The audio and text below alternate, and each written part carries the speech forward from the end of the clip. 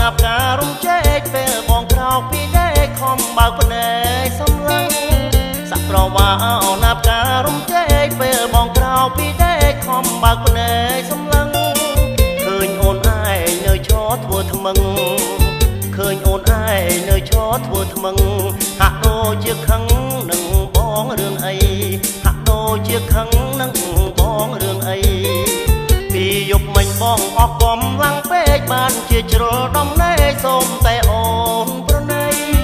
ពីយប់មិញបងអស់កំលាំងពេកបានជាជ្រុលដំណេកសូមតែអូនប្រណីអូនนิ่งជាសឹងតែរាល់ថ្ងៃអូនนิ่งជាសឹងតែរាល់ថ្ងៃប្ដេចក៏លោកប្ដីនៃតែមិនដឹងប្ដេចក៏លោកប្ដីនៃតែមិនដឹងទើបតែម្ដងនេះទេពើពុនលោកប្ដេចក៏អូនកុំហកដាក់បងយ៉ាងអញ្ចឹងទើបតែម្ដងនេះទេពើពុនលោកប្ដេចក៏អូនកុំហកដាក់បងយ៉ាងអញ្ចឹងព្រោះយប់មិញបងឯងស្រវឹងព្រោះយប់មិញបងឯងស្រវឹងបើមិនឲ្យខ្ញុំខឹងឯណាបានបើមិនឲ្យខ្ញុំខឹងឯណាបា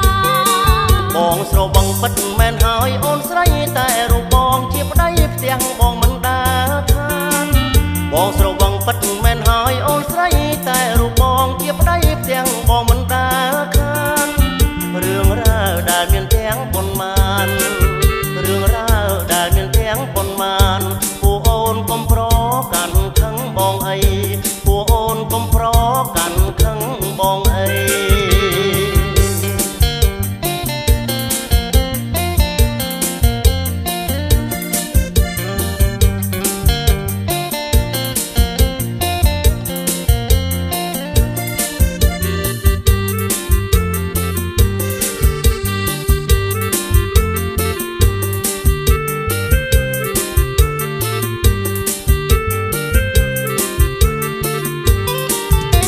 តែម្ដងនេះទេពើពុនលោកប្ដេចក៏អូនកុំហកដាក់បងយ៉ាងអញ្ចឹងទើបតែម្ដងនេះទេពើពុនលោកប្ដេចក៏អូនកុំហកដាក់បងយ៉ាងអញ្ចឹង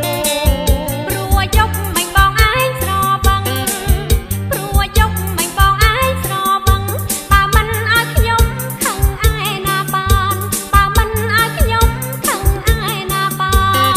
នបងស្រវឹងពិតមែនហើយអូនស្រី